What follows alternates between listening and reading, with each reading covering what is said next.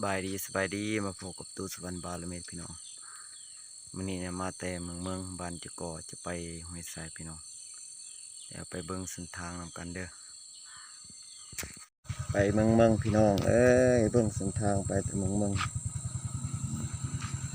ใครคิดจะไปเมืองเนี่ยโอ้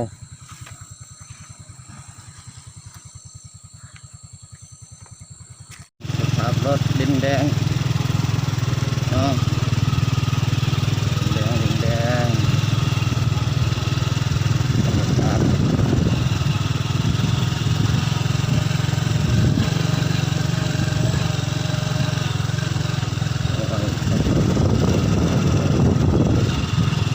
แดงถ้าฝนตกนี่ไปไม่ได้แท้แล้ว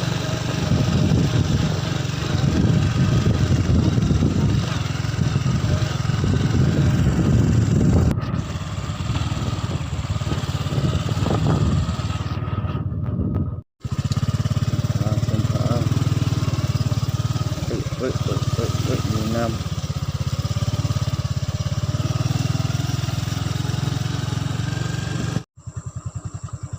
เด้อน้อง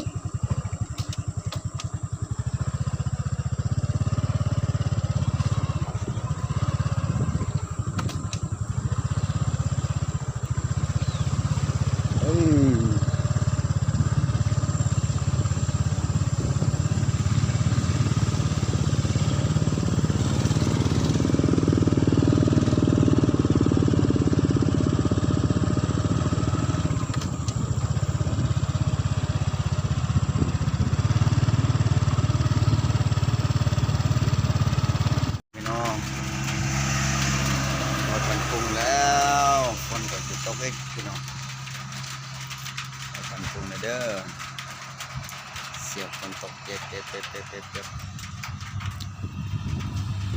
แล้วก็มากดไลค์กดแชร์กดซับสไครต์ให้ตู้สวัสดิ์บาลเมดที่เก่าเลยเด้อ